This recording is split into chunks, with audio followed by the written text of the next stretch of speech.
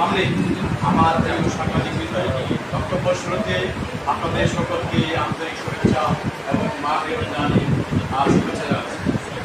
সম্মানিত শ্রীমণ্ডলী, আমি যে আয়াতটি পরিমাণ তেলাওয়াত করেছি, তোমাদের উপর রোজা ফরজ করা হয়েছে এবং তোমাদের পরবর্তীদের উপরে রোজা ফরজ করা হয়েছিল যাতে করে তোমরা তাকওয়া অর্জন করতে পারো। একটি যে তাকওয়াপূর্ণ সমাজ যদি প্রতিষ্ঠিত হয় এবং তাকওয়াপূর্ণ সমাজ প্রতিষ্ঠিত হলে এই সমাজে ন্যায় বিচার প্রতিষ্ঠিত হবে। তাকওয়াপূর্ণ সমাজ প্রতিষ্ঠিত হলে এই সমাজে ইনসাফ প্রতিষ্ঠিত হবে। তাকওয়াপূর্ণ সমাজ প্রতিষ্ঠিত হলে এই সমাজে আর দুর্বৃত্ত থাকবে না, দুর্নীতি থাকবে না। তাকওয়াপূর্ণ সমাজ প্রতিষ্ঠিত হলে এই জগৎ পাথরের মতো যে সরকার ছিল, আমাদের জামাতের নেতা বলেছেন দুপুরের খাবার খাইতে পারে নাই। আমি বলবো শুধু তাই নয়, বায়তুল মুকাররম মসজিদ, প্রধান মসজিদের ইমামকে খুঁজে পাওয়া যায়নি।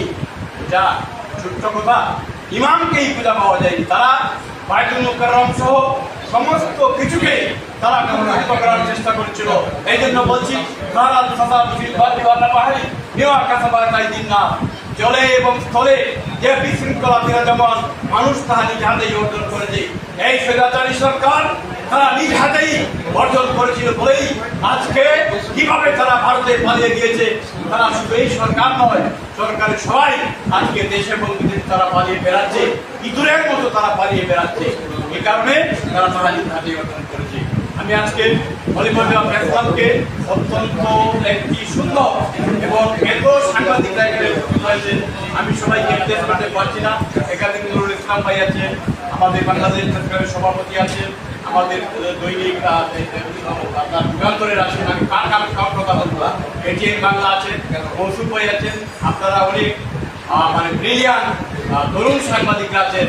সবাইকে এই ধরনের একটি আয়োজনে সম্পৃক্ত হওয়ার জন্য আমার ব্যক্তিগত পক্ষ থেকে সকলকে আন্তরিক অভিনন্দন এবং শুভেচ্ছা জানিয়ে, যেহেতু এখানে উনি কথা বলবেন, আমি আমার কথা শেষ করি। আসসালামু আলাইকুম ওয়া রাহমাতুল্লাহি ওয়া বারাকাতুহু।